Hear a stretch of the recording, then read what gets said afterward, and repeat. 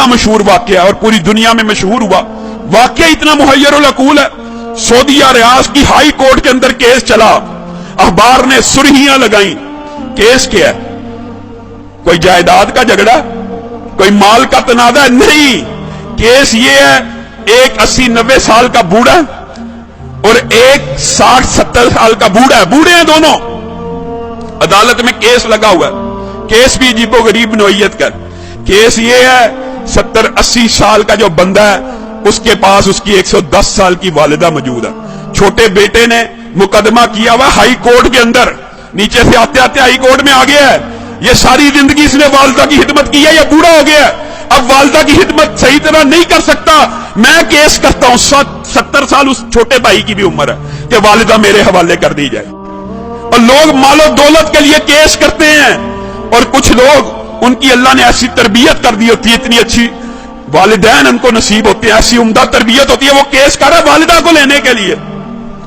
अदालत का जज परेशान है, ये किस किस्म का केस आ गया। वो खुद लिखता है दास्तान, अखबार में इंटरव्यू दिया, मैंने उनका पैचअप कराने की कोशिश की, 15 दिन तुम रख लो, 15 दिन। बड़ा बेटा कहता है मेरे पास रही है, मैंने अब छोड़नी ही नहीं, अब चाहे मेरी उम्र 80 साल हो गई है, एक दिन भी अगर मेरी वालिदा मेरे बारे में शिकायत करे, मेरे छोटे भाई को दे देना। छोटा भाई कह रहा है ये अकेला ही जन्नत कमाने लगा हुआ, मेरा कोई हक नहीं, वालिदा पे इसने इतनी उम्र खिदमत कर लिया, मेरा भी हक है, ये बूढ़ा हो गया।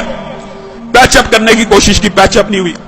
अदालत का जज लिख रहा है अखबार के अंदर, पैचअप दोनों भाइयों को बुलाया, और अल्लाह का वास्ता है क्या तमाशा बनाया हुआ, अखबारों में खबरें लग रही। एक भाई मान जाए, सरेंडर कर लो, 15 दिन। कोई भाई मानने पर तैयार नहीं, कहा वालिदा से पूछ लेते।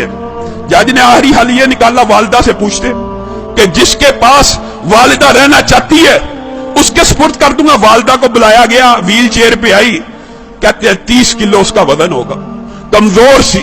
जज ने पूछा ये तेरे बेटे तूने कैसी तरबियत की है, तेरे लिए झगड़े हैं, मेरे पास तो मालो दौलत के केस आते हैं, जायदाद के केस आते हैं, प्रॉपर्टी के केस आते हैं, तो इन दोनों में से किसके पास रहना चाहती है? वालिदा उस उम्र में रो रही है, अल्लाह की कसम मुझे दोनों प्यारे हैं, मैं दोनों में किसी के साथ फर्क नहीं कर सकती, आप जज हैं, मैंने आपको इख्तियार दिया, जिसके साथ रहने का हुक्म देंगे मैं रहूंगी, मैं दोनों में से एक का इंतखाब करके अपने किसी बेटे का दिल नहीं तोड़ना चाहती।